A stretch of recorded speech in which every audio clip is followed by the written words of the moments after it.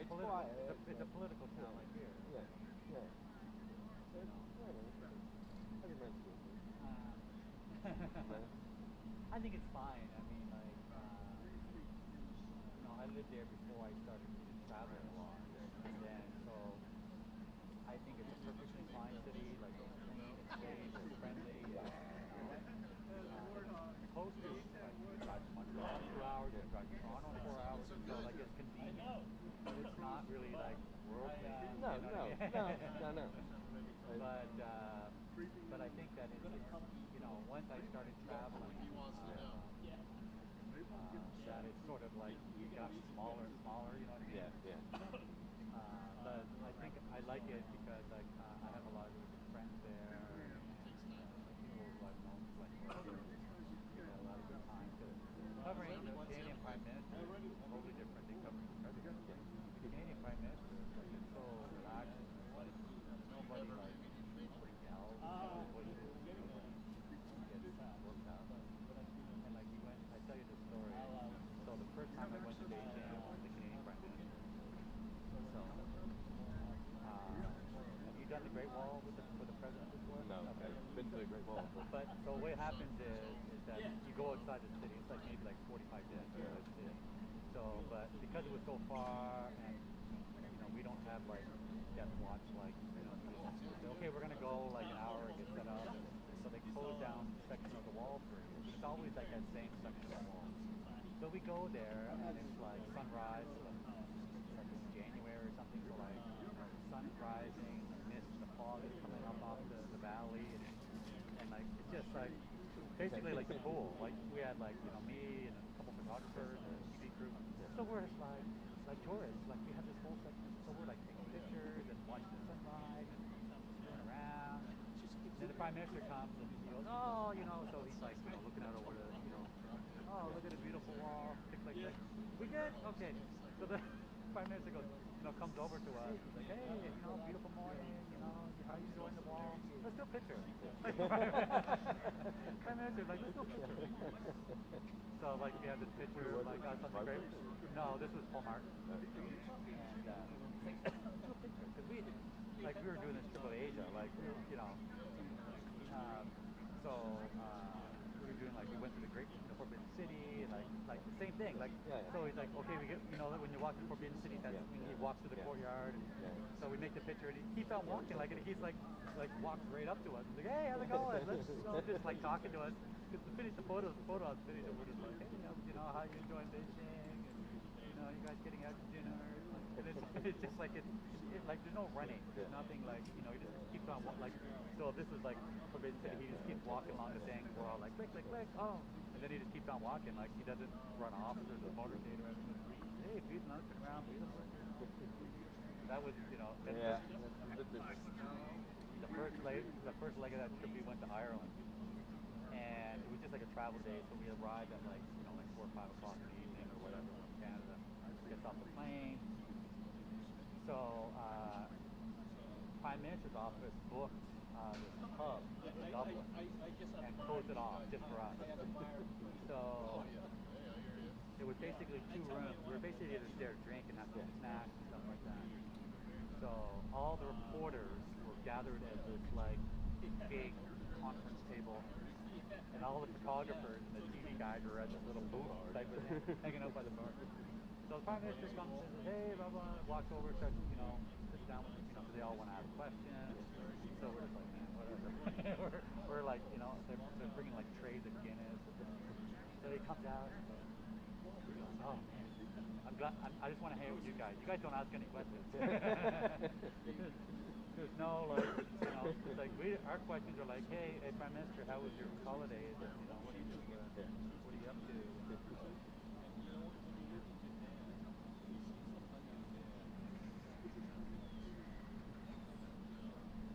Yeah, it sounds more like state speaks. Uh, yeah, it's so.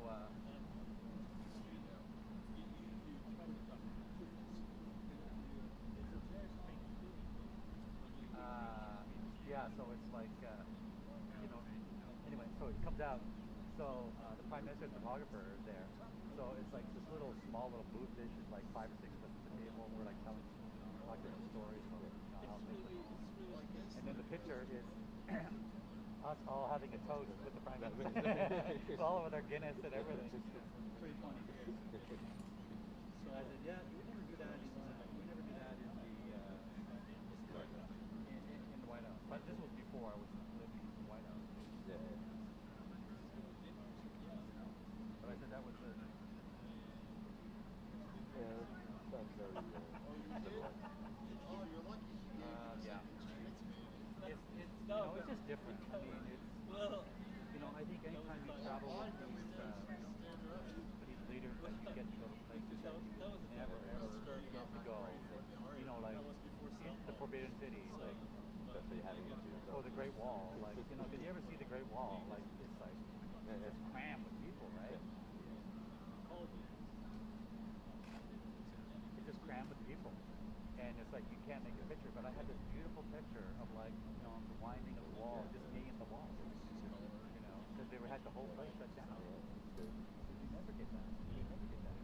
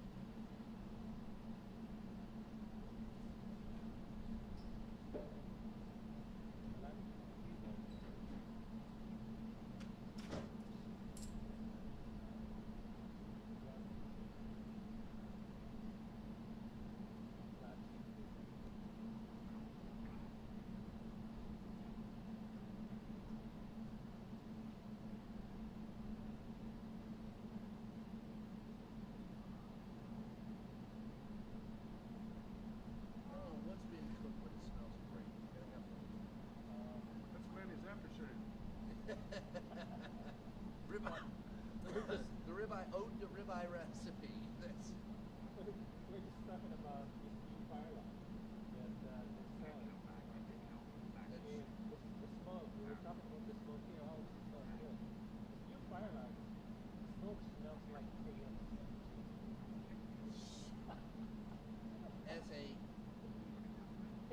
As a son of Kentucky, that just frightens me. Yeah, you really want your house to smell Like KFC chicken. Hey now, just call a lunch fix. I want to eat. Love that.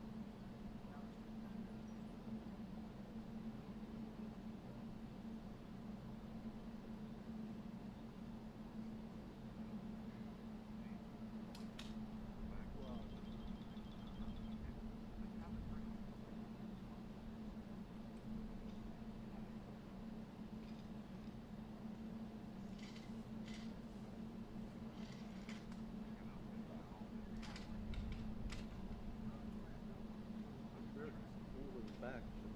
Huh? The pool isn't back, but there's no one to read. Maybe it's not in the oval.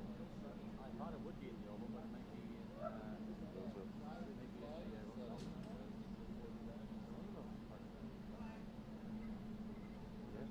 Yeah. I thought the marine was always for all the West. That's what I thought too. You know what's back there?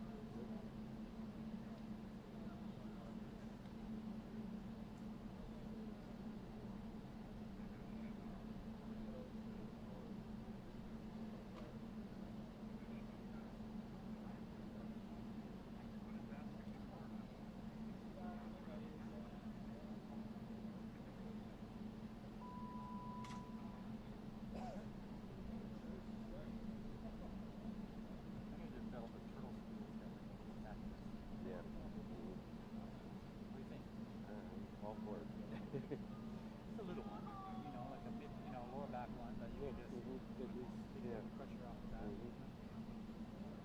Yep. And a couple of them.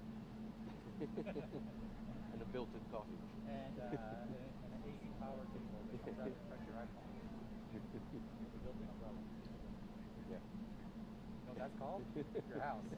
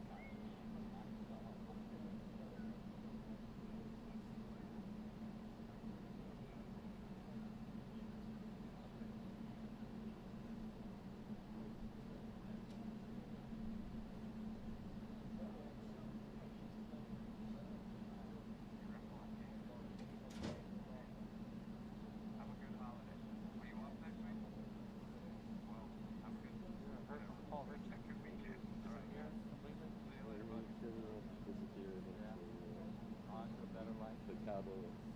A better life than laying on the beach. Yep.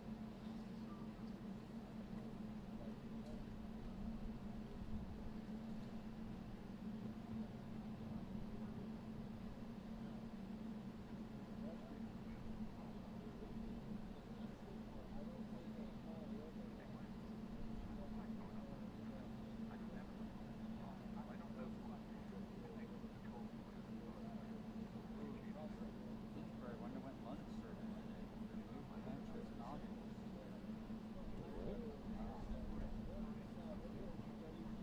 Oh, good.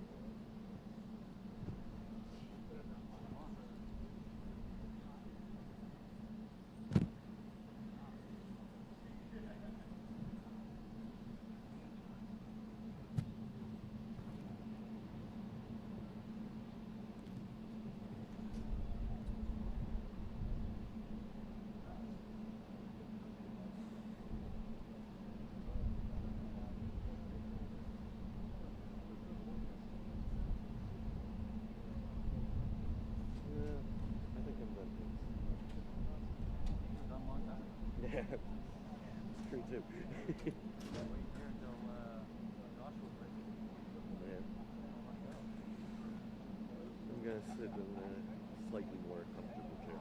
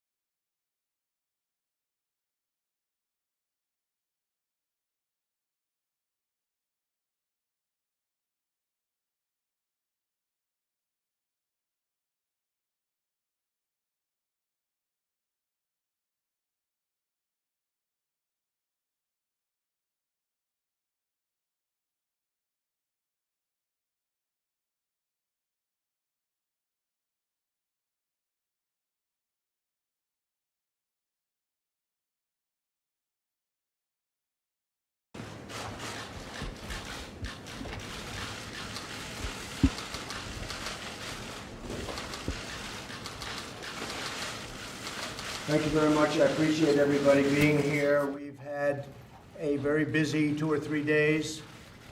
It's been very positive. Things are happening that haven't happened in our government for a long time. The other night, as you know, we had a vote on border security, and I think we want to discuss this just for a second.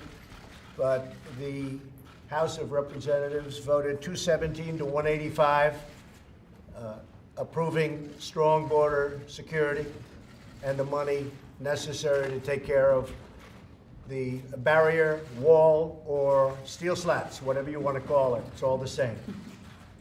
It was a tremendous evening for the Republicans, to be honest with you, because the level of spirit, the level of happiness.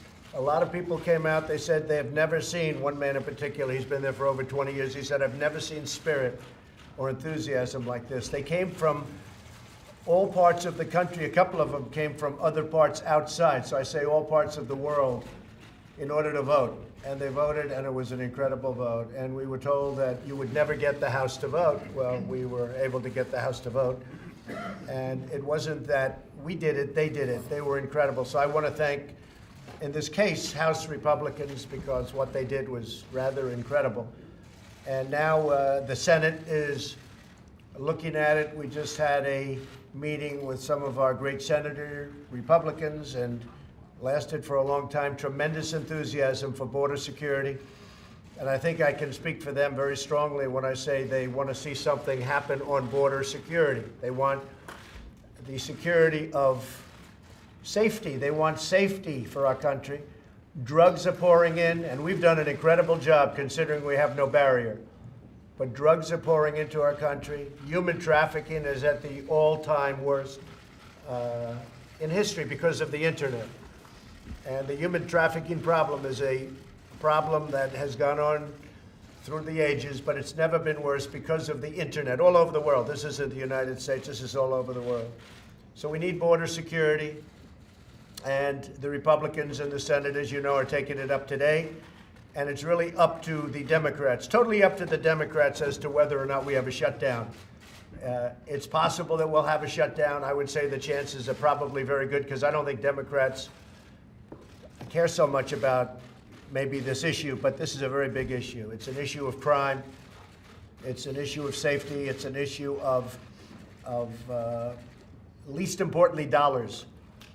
Spend $285 billion a year on illegal immigration. We have to finally do it. The wall will pay for itself on a monthly basis. I mean, literally every month it pays for itself. So we're talking about small amounts of money. Think of it, we approved, and we got good Democrat support. Military last year, $700 billion. Recently, $716 billion for the military. And here we're talking about $5 billion. So it's a tiny fraction, but unfortunately, they've devoted their lives to making sure it doesn't happen. And that wasn't for what should happen, that was for political reasons. So we are going to be working very hard to get something passed in the Senate. There's a very good chance it won't get passed. It's up to the Democrats. So it's really the Democrat shutdown, because we've done our thing. When Nancy Pelosi said you'll never get the votes in the House, we got them, and we got them by a big margin, 217 to 185. So now it's up to the Democrats as to whether or not we have a shutdown tonight. I hope we don't, but we're totally prepared for a very long shutdown. And this is our only chance that we'll ever have, in our opinion, because of the world and the way it breaks out, to get great border security. Ronald Reagan tried many years ago, got a note from a member of his family, many years ago tried to get a wall. And he fought for a long time during his entire term, and he was never able to get a wall. And I consider him to be a great president. He knew what he was doing. We are going to, one way or the other, we're going to get a wall, we're going to get a barrier, we're going to get anything you want to name it. You can name it anything you want. But we cannot let what's been going on in this country over the last 10 years, we just can't let it happen. Now to a very positive note. Criminal justice reform. Everybody said it couldn't be done. They said the conservatives won't approve it. They said the liberals won't approve it. They said nobody's going to approve it. Everybody's going to be against it. It's been many, many years, numerous decades, and nobody came close. And I just want to thank all of the people standing behind me. I want to thank my daughter Ivanka, my son-in-law Jared Kushner. I want to thank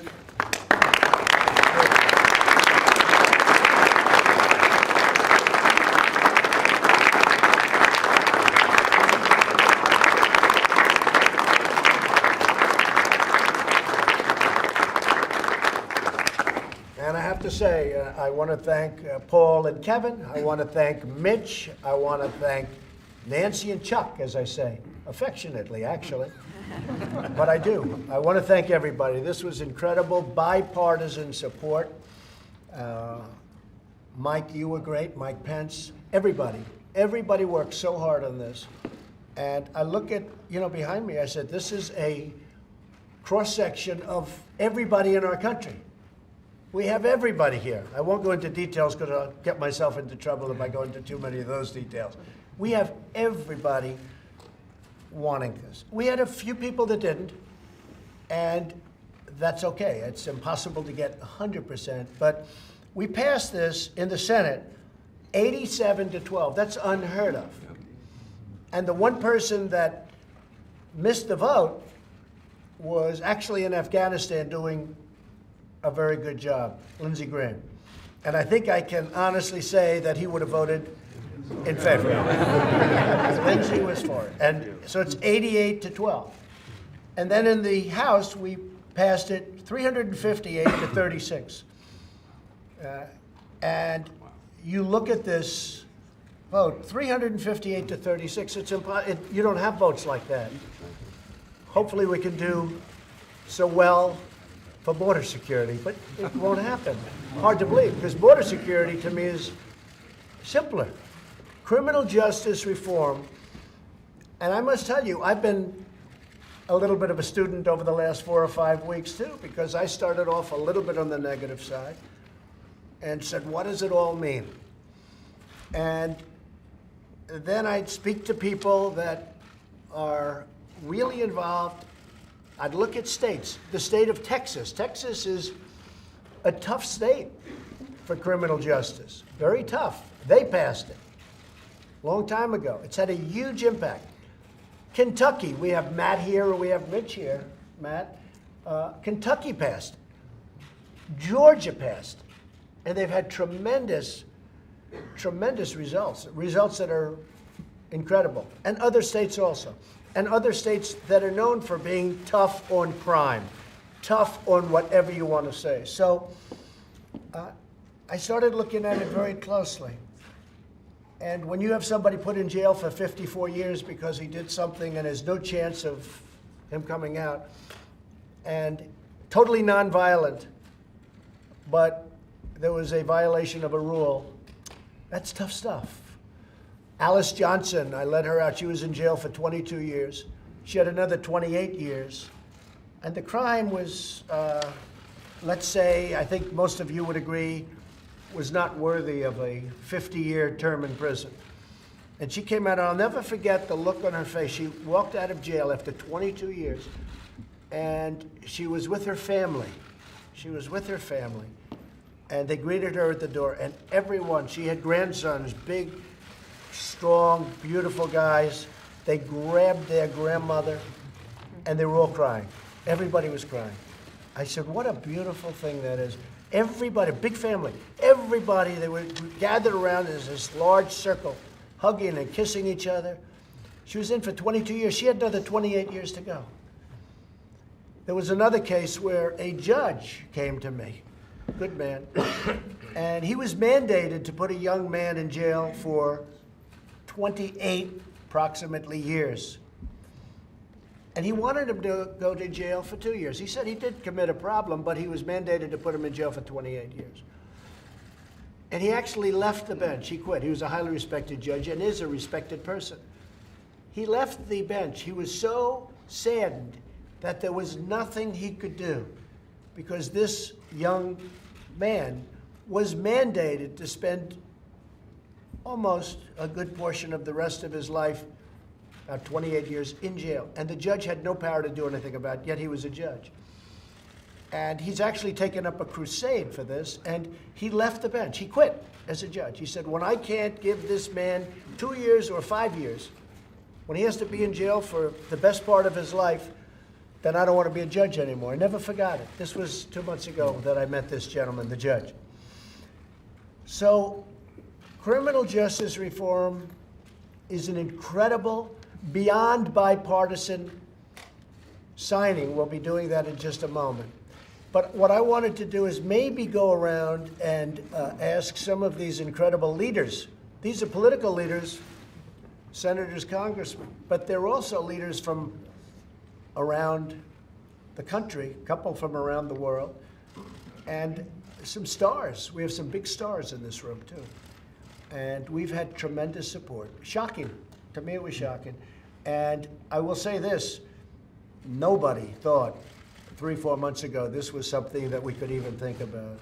I had a man come up to me yesterday. You know, we passed the biggest tax cuts in the history of our country. We've done regulation cuts that has never been done before, more than any other president. And a man came up to me who's a top lawyer in this country, very, very knowledgeable as to the subject. He said, sir, this is the single biggest thing you've done, far bigger than tax cuts, far bigger than regulation cuts, far bigger than anything you've done. And I started to argue with him, and then after a while I said, why am I arguing? I said, let's take it. What difference is it? I said, we'll take it. So if I could just go around a little bit, and maybe I'll start with Mike, Vice President, and we'll go around, and if you'd like to say a few words, just essentially raise your hands. But I want to thank you all. I want to thank you all for being here. This is an incredible event, an incredible success for our country. Thank you. Mike Pence? Thank you, Mr. President. And just thank you. I know I'd speak for everyone here when I say thank you for your leadership. Thank you for stepping up for criminal justice reform. We believe the nation is safer.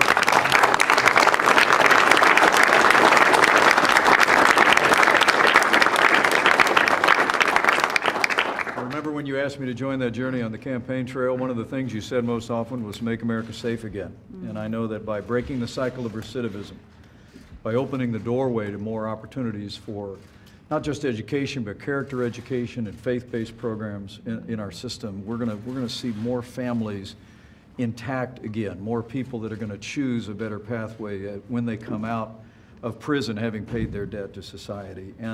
But your leadership on this brought together the broadest coalition, and I also think of that election night where you pledged to be the president of all of the American people. And today, Mr. President, I have to say, I look across this room, and this bill represents your commitment to stand up, not just for public safety, not just for law and order, not just for second chances, but for all of the American people and the values they hold dear. Thank you. So Mike. thank you. Thank you.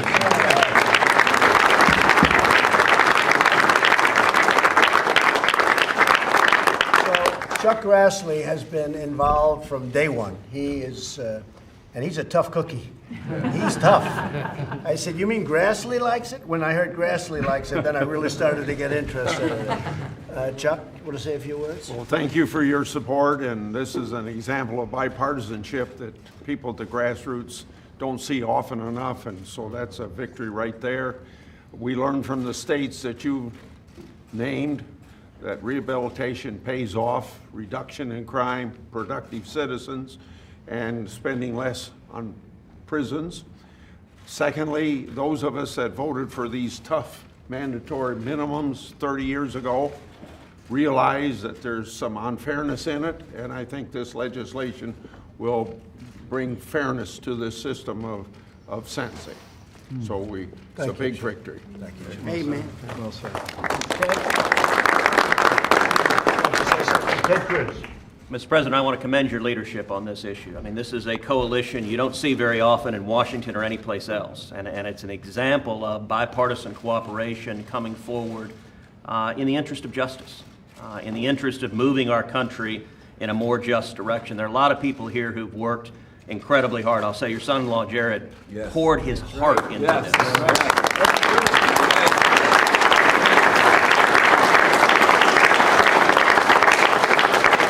He worked incredibly hard in the Senate. Chuck Grassley, Mike Lee. Mike bled for this bill. Sure did. Sure did.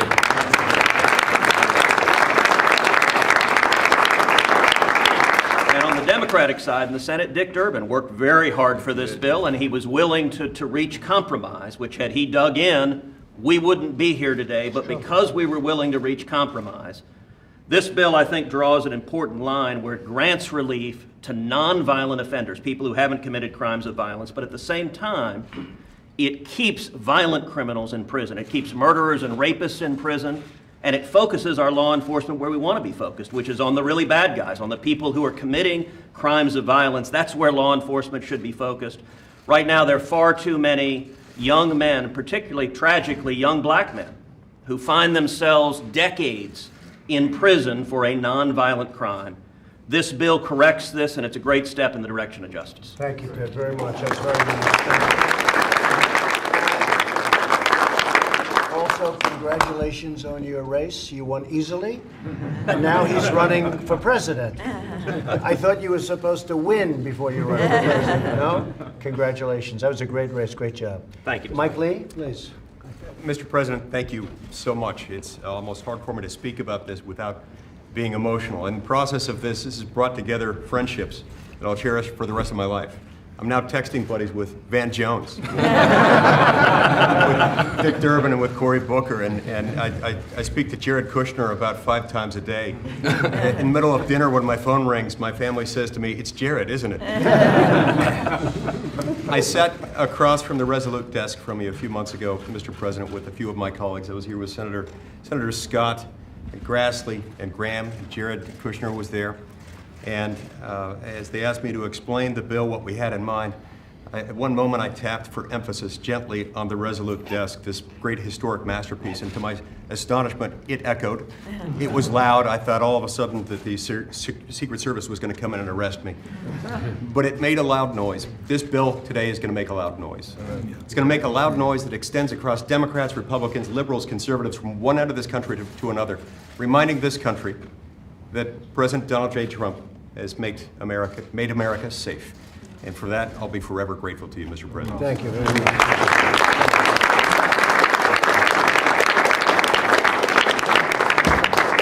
Van, go ahead, please.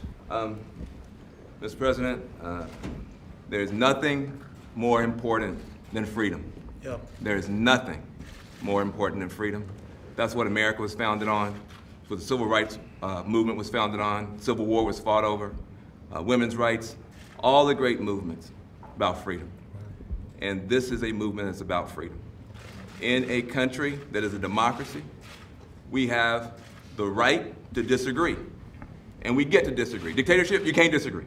Dictatorship, you have to agree. We get to disagree. And where we disagree, on immigration, on foreign policy, climate change, we should fight hard. But we have a responsibility where we do agree to work together hard. And the freedom of people who are trapped in a broken system, the freedom of people who are trapped in addiction, the freedom of people who are trapped in poverty, those are the people that your opportunity zones are targeted at, your opioid policy is targeted at, and your criminal justice policy is targeted at. And when you're trying to help people on the bottom, sir, I will work with or against any Democrat, with or against any Republican, because there is nothing more important than freedom. So thank you, sir. Thank you.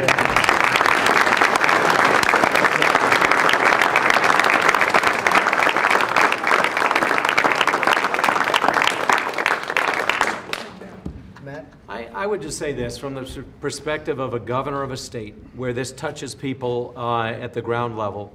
This is significant. And again, it's hard for me to follow on these words, but I think what I'm struck by, we've heard the word bipartisanship mentioned.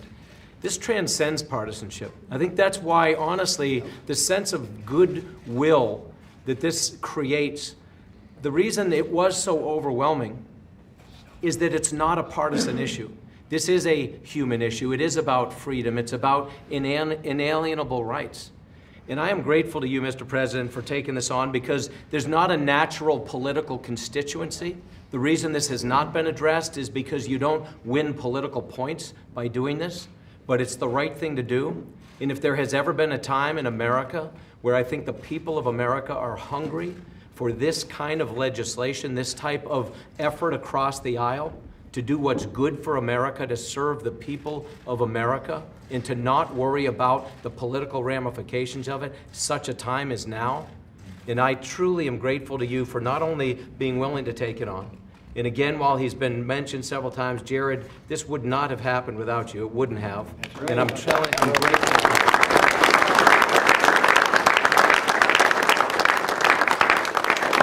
Grateful for the fact that folks like you have taken it on, have withstood all the critics, all the nattering nabobs of negativism that have applied to this. And I truly appreciate you not being dissuaded, but to carrying it forward. And for your leadership on this, this gentleman that told you this may be the greatest thing, we have now taken people who, whether they were intended to be or not, had been relegated to second and third class citizenship in America, and they're a legion, and we have now given them the opportunity and their families and communities to believe that there is hope, that there is the possibility of freedom, and that justice will be served, and it wouldn't have happened without you, and I'm grateful. That's Thank you. Thank you.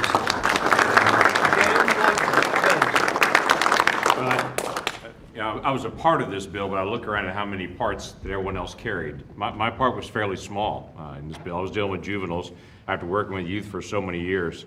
Dealing with juveniles that are in solitary confinement. And how do we manage that? And that's something Cory Booker and I have worked together on for a couple of years, to be able to include that in this bill. And then the second thing for me was faith-based groups. Faith-based groups in our state penitentiaries have had tremendous success in reaching out of all faiths, of all backgrounds, trying to be able to engage in working with recidivism, but they've been blocked from our federal penitentiaries.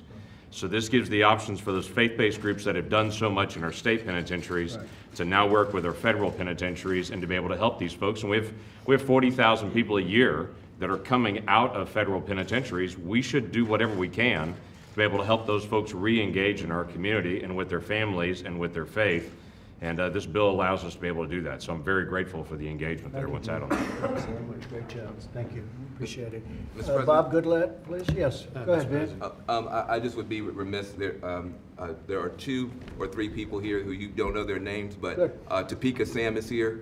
She is one of the great formerly incarcerated leaders. She's here. Jessica Jackson. I just want to make sure she gets at least a chance to shake your hand. Give her a round of applause. She's going to get a chance to speak. I'll take you in a second. Did you give up your place, Bob Goodlatte? Okay, we're going to have somebody that's really good, right? But you're going to get right back to Topeka, please. Yes, well, thank you first, Mr. President, Mr. Vice President, Jared and Ivanka, for this moment. It's very emotional for me. I want to give all glory to God. Because God is why we are standing here together right now. When I was in federal prison for 3 years, there was no hope. There was no programming. There was nothing for anyone. We didn't have, as a woman who was incarcerated, we fought to make sure we had sanitary napkins and hygiene products to us. There's sisters like Pamela Wynn who lost her baby because she was shackled during child labor. And now this will all end. And my sisters and brothers who are presently incarcerated and watching, because they have called me all morning. We have been fighting and we will continue to fight, and this is just a first step. We are looking forward to continuing to work with you, President, and to make sure that our people will have everything that they need when they come home so that we can all have an opportunity to transform our lives. So I thank you. I thank every single person in this room. I thank Jessica Jackson and Van Jones from Cut 50 who have believed in formerly incarcerated leadership and have invested in making sure that we were put in the front of this, which is why we do not look at it as bipartisanship. It is a people issue. And the reason why this happened was because, Jared, you experienced incarceration through your father. And you fought like you were in there, just like we were. And I thank you.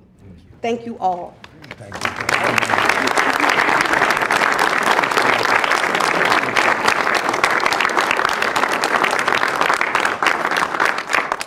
I want to get to the other two too, Van, because you were so good, I want to hear the other two. She'll be running for president. She'll be Bob Goodlatte, please. Mr. President, you have me follow this wonderful lady, but I want to follow what she said. You know, Christmas and Hanukkah is a season of hope. And with the signing of this bill today, right before Christmas, you are giving hope to hundreds of thousands of Americans. When you count their families, really millions of Americans. And it's been a long time in coming. Many of us have worked on this for 6 years, but it took you and your family to show the leadership that it was needed to put us across the finish line. And I really want to thank everybody, both parties, both sides of the Capitol, for working together to get this done. Thank It's you, the Bob. First Step Act. There's much more that can be done in criminal justice reform, and I hope we think of that as the first step. And we have started that, we'll call it phase 2, but it's already begun. And this is first step, but there's going to be a second and a third and possibly a fourth. We'll see how it all works out, but it's a great subject. It's a great topic. People are very happy. Thank you very much, Bob. I appreciate it. And a shout out to Doug Collins, who's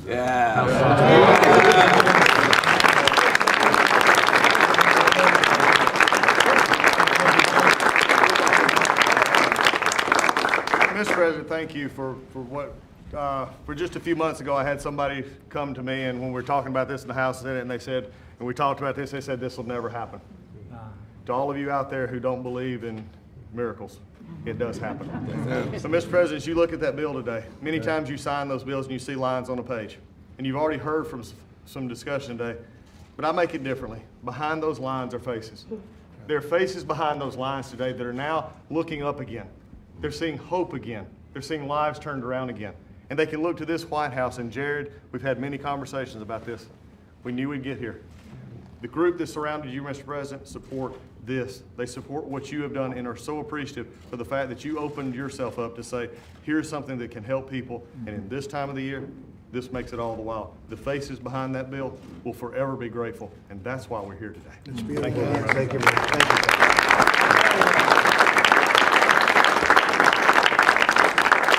So he's got the best seat in the House, and I didn't see him.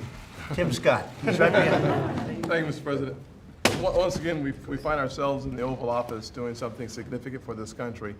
And in this Christmas season, it's important for us to remember 1 Corinthians 13 that ends with faith, hope, and love. The greatest of these is love. And where I find that focus of love today is on the communities. This should be called the Community Justice Reform Bill, because as you cut the rates of crimes committed by the folks who leave, you're making the community safer. I look over here at these law enforcement officers. Yes, yes. Thank you. Yes. Thank you. Thank you for coming.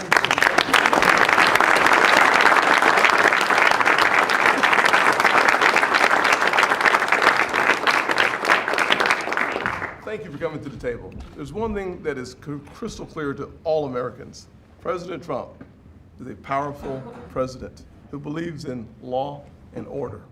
Being supported by FOP and law enforcement organizations brought many Republicans to the table to take a look and see what this legislation could do. It was your support and the support of President Trump that brought this coalition together. Without your support, this would not be possible. So, Mr. President, thank you again for courageous leadership on behalf of this country.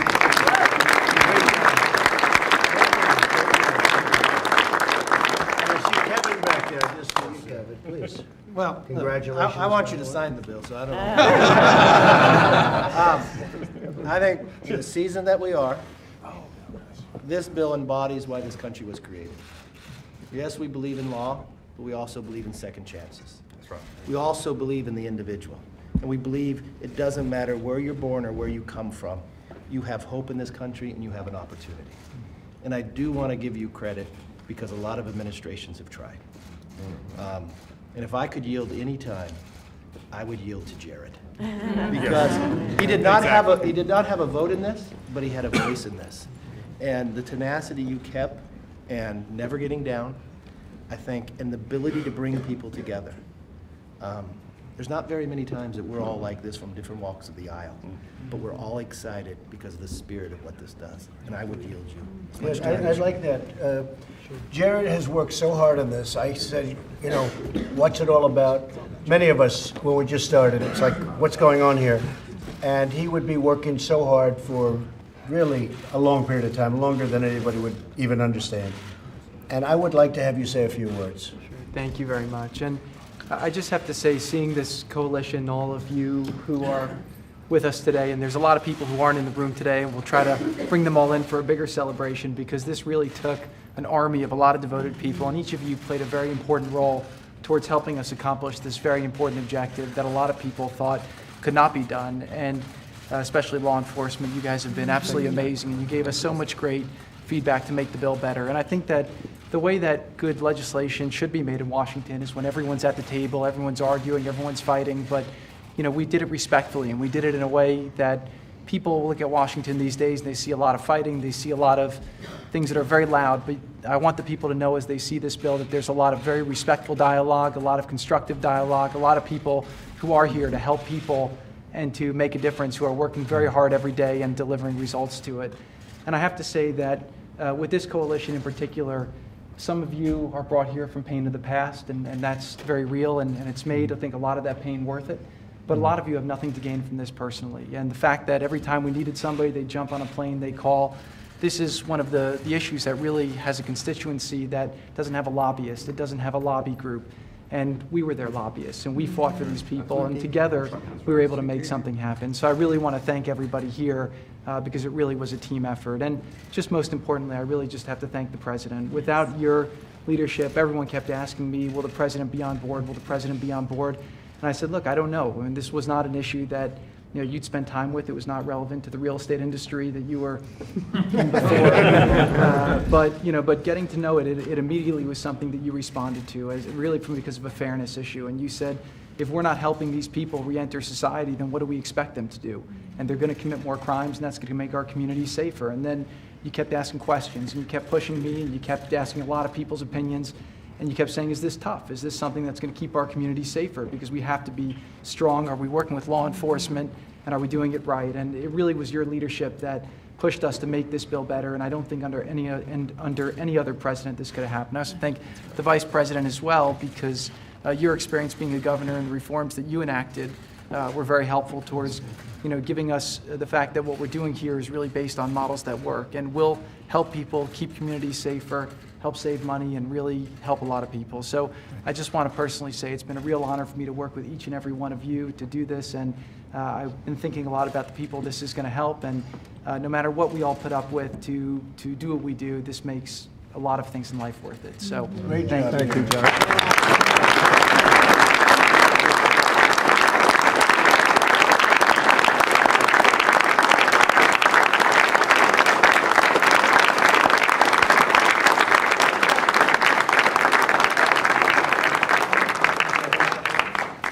Can I ask Pat Nolan?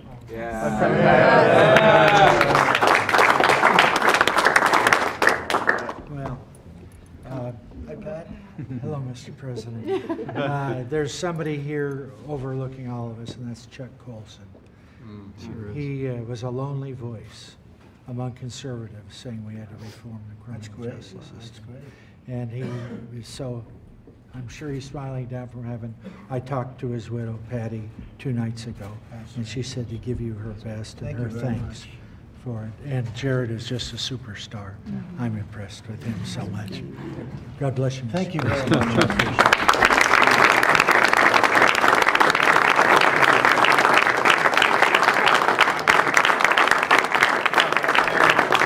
it. That was incredible, by the way.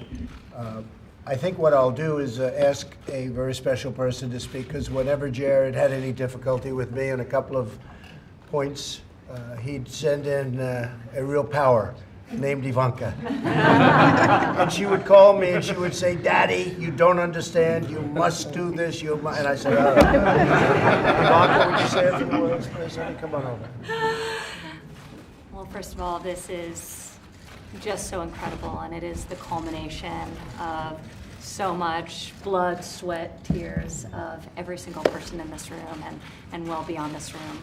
So we are so grateful for your leadership and realizing historic criminal justice reform that people have talked about in theory for decades, but this administration has made possible.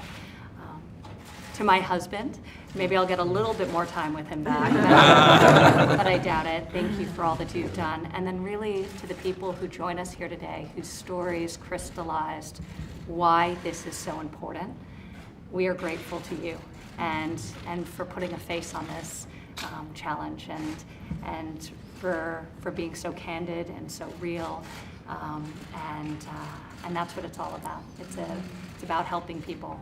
You campaigned for the forgotten men and women of this country, and there's nobody more forgotten than those who are in our system, have done their time and left the system, and giving them pathways to be able to provide for their families and thrive is what this is all about. So thank you for the honor of working on that. Great job. Thank you.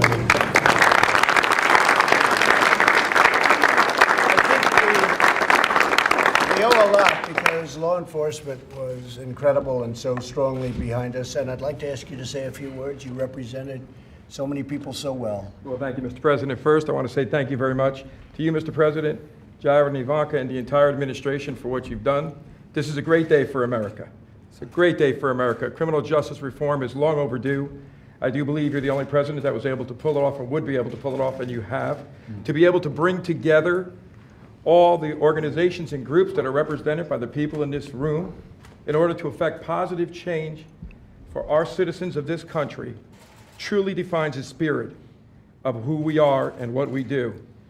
As president of the IACP, that represents the head of law enforcement throughout this country, as well as the FOP, who represent the officers throughout this country, we want to say we are proud to have been with you from the beginning. We are honored to be here today, and please know as we move forward, we will be with you side by side, each and every one of you. Thank you very much.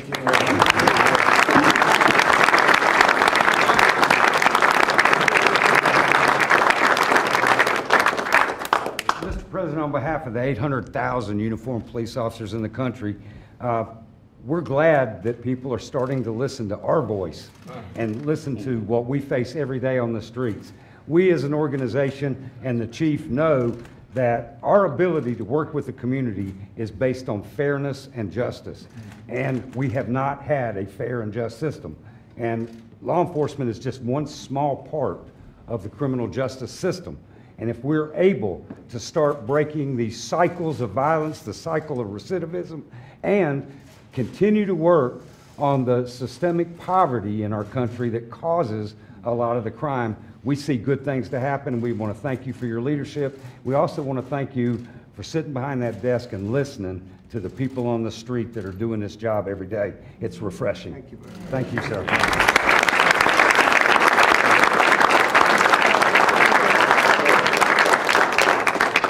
Mr. President, on behalf of the 2 million members of Faith and Freedom and tens of millions of people of faith around the country, I want to thank you for your leadership, for your heart on this issue, Jared, for the historic role that you've played in this, Mr. Vice President, for all you've done.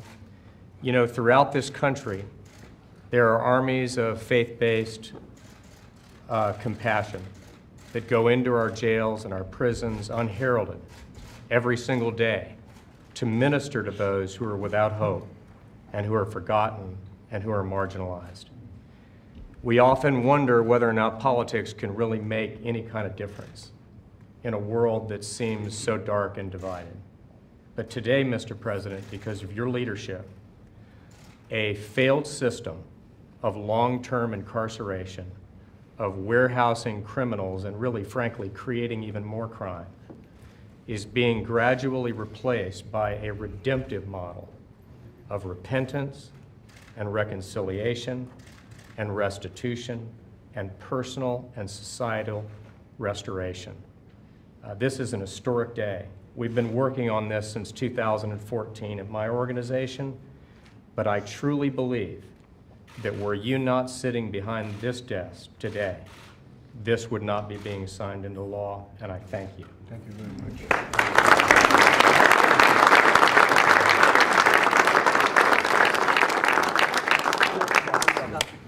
Mr. President, there are two bills you're going to sign today. One of them is juvenile justice reform, and this is another bill that has been being worked on for a long, long time. And our hope is that with this reform, we will be able to reduce the number of young people who find themselves caught up in a system that leads to nowhere, and that we're able to get those young people going in the right direction. And I would like to yield to my colleague, Bobby Scott, who has worked so hard on this for so long. Thank you.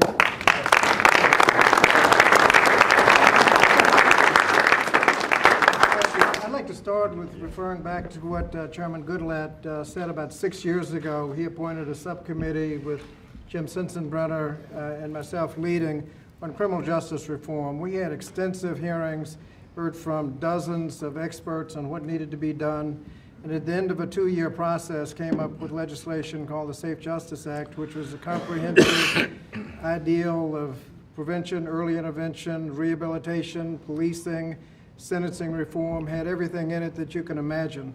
When you have that big a bill, it's not a surprise that it didn't pass. But the First Step Act is a first step in going in that direction. Right. And one of the provisions in the that one of the bills you're signing now, the Juvenile Justice Bill, was also part of that effort. And there's one part of the Juvenile Justice Bill that I'd like to mention in particular, and that's the provision that codifies the Youth Promise Act, which is an evidence-based approach to juvenile crime prevention, early intervention in a comprehensive manner to reduce the chances that juveniles will get in the process to begin with. So I want to thank our Chair, Virginia Fox, Chairman Goodlatte, and Chairman of the Crime Subcommittee at the time, Mr. Sensenbrenner, for all of the work going in this direction to make sure that we have an evidence-based approach to criminal justice reform. Thank you very much. That's great. Thank you.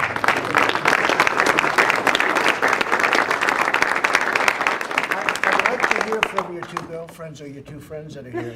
You were so good. Jessica. You were better than all of the politicians. So maybe your friends could just say a couple of words. All right. Thank you, Mr. President. I just want to say thank you so much. This is about more than just a bill signing. When I was 22 years old, I stood in a courtroom holding my 2-month-old daughter and watching my husband go to prison. I felt so alone and so ashamed and so scared, and there are millions of Americans who have that feeling right now. And right now, all that goes away, because if you look around this room, we have not only Hakeem Jeffries and Doug Collins who got this started in the House, we have the American Conservative Union, we have Jared Kushner, we've got senators, politicians, lawmakers, we've got the President of the United States standing with those people. We're not alone anymore. We're not alone.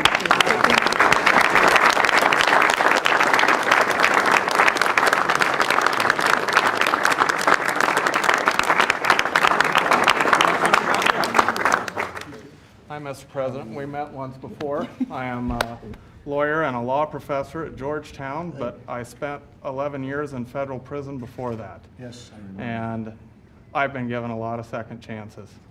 And what this bill does is give second chances to hundreds of thousands of people in federal prison. And I think you're going to be very surprised at what they do with that second chance. What I saw in prison was not evil people. It was people that, for whatever reason, made really bad choices and deserved to be punished, but who had the potential to turn it around. And this bill actually gives them the opportunity to do that. Mm-hmm. And I thank you for that. Thank you.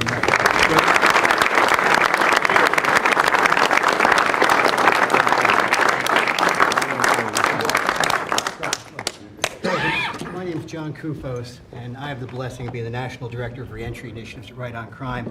Alcoholism sent me to prison. I was in the throes of addiction years ago, and then I was able to find sobriety, get clean, Ms. Rollins gave me a job helping out in Texas with reentry initiatives. Jared and Ivanka have been so wonderful here to me to put this policy forward. And I want to tell you, Mr. President, what this is going to lead to jobs. We're going to make folks job ready, right, to respond to the record low unemployment. We're going to make sure that people who may have not been contributing to taxes or paying taxes, they're going to redeem their lives and they're going to be reunified with their family. God bless you and thank you. Very much. I Thank you, appreciate Mr. it. President.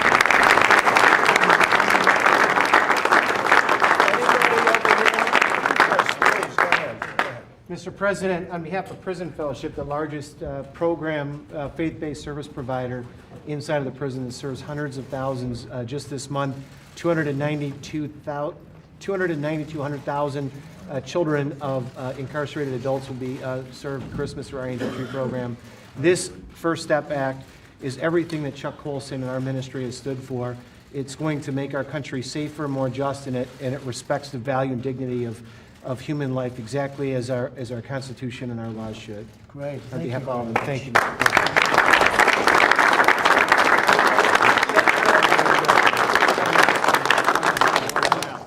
This is what Washington should feel like every day. Would you like to say something, Senator? White House. Please. From the Senator Senate Whitehouse. perspective, I've got a big thank you to Chairman Grassley here. He was my co-author on the juvenile justice Yes. bill that is in front of you, Mr. President, and he helped coordinate the Durbin, Lee, Cornyn, White House assemblage that brought the sentencing reform bill before us. The Senate is an unusual institution. That's true. It has some old school traditions that are important from time to time. And Chuck Grassley is an old school chairman who used his old school chairman authority and power to make sure that this stayed together until it could move, and when it could move, to make sure that it did move. It was old school Senate work at its very best.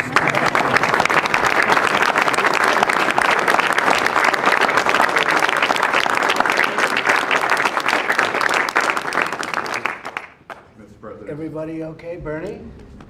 Good morning, Mr. President. You know, in 2013, me and Van Jones went to the White House.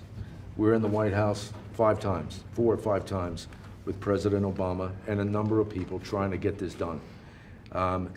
As somebody that ran the largest police department in the country and the largest jail system, Rikers Island, and somebody that spent time in federal prison, I have to tell you, I never thought this would happen. This does something, it does something that nobody else has really talked about. You're incentivizing the inmate population for good behavior.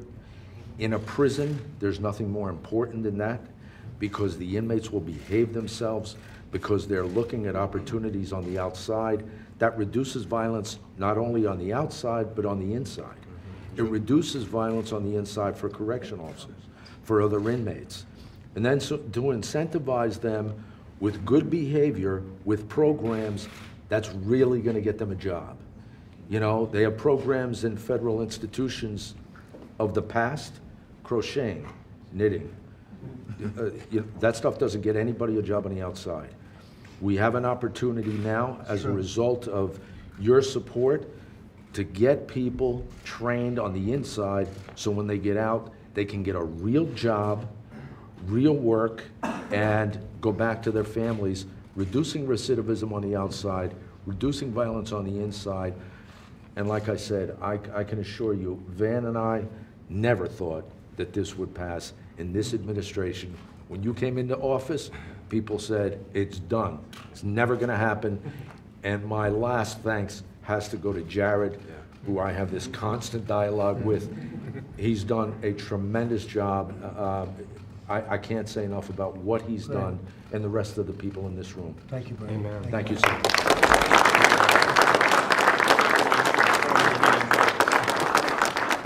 Mr. President, thank you for your leadership. Thank you, Vice President Pence. Thank you, Jared. The Holocaust survivor, Professor Wiesel, was fond of saying that the miracle of life was not just in its beginning, but the capacity to begin again.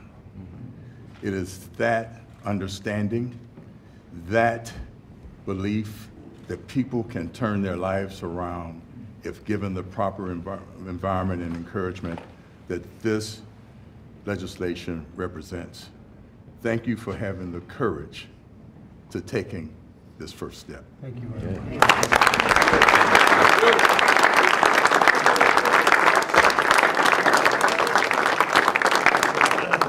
Mr. President, it's been an honor to serve you in this White House.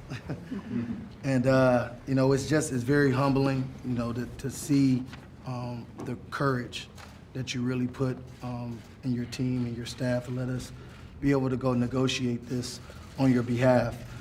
Coming from a single-parent household in Cleveland, Ohio, never imagined being able to serve my country in the White House. And more importantly, you know, I've been able to tell the story of a lot of people I grew up with without parents who were caught up in the system. And the work we're doing here gives those individuals hope. And in concert with some of the other work that we're doing on opportunity zones and workforce, we have a real opportunity to do some real revitalization in parts of America that haven't been touched in 40 years. And so thank you for allowing me to be a part of that and to work with this wonderful coalition. This is the first step, and I hope we can continue to move the football down the field and help make America great again. We will.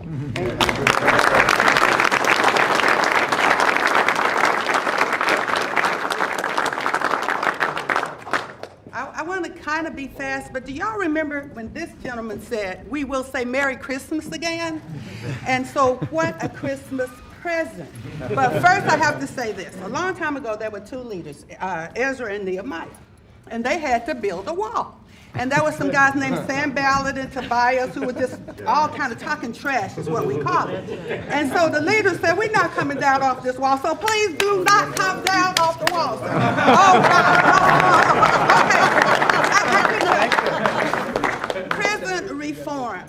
And it's been said so well by everyone in here. But I remember it was a long, hot summer. It was August. We were in your office, and some bad words were said about you. But you were focused. He said, "I want to help people." Everybody said that wonderfully. His children, all of us. So we thank you. Thank you. And the women have talked about even the little babies and all of that, all the way to those who were in jail too long. So we want to say thank you for caring about all Americans. And one more point. They asked this man when he was a candidate, "What are you going to do about race and racism?" He said, "We're Americans. We all bleed the same. We need for people to be safe, secure, blessed, working if they need to." And so I just want to say thank you. You keep your promises, so keep going, sir. Go.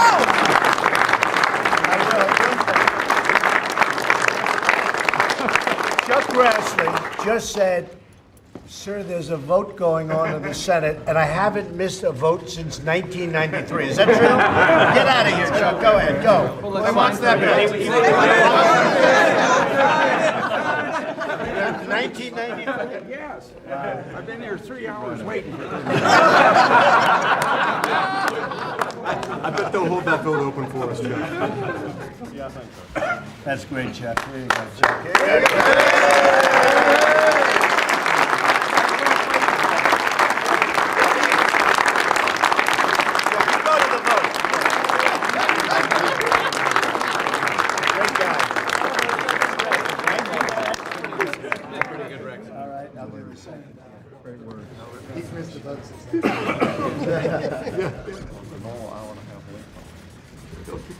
Worth the wait, worth the wait. There we go. Thank you, everybody. That's great.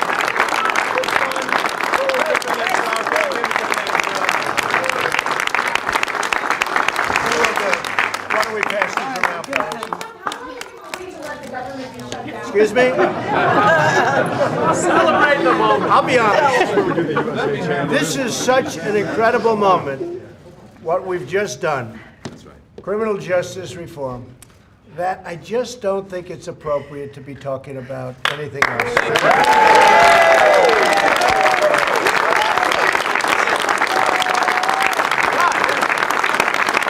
in 5 minutes, we'll be talking about it. Here, folks, spread them around, okay? Thank you, darling. Hey, come here, man. What a great job you've done. Thank you, Mr. President. Thank you. Excellent. Take care of yourself. Did you get one of these? I did. Great job. I did. President will be with you. All right. Chuck. Thank you, Mr. President. Thank you, Mr. President.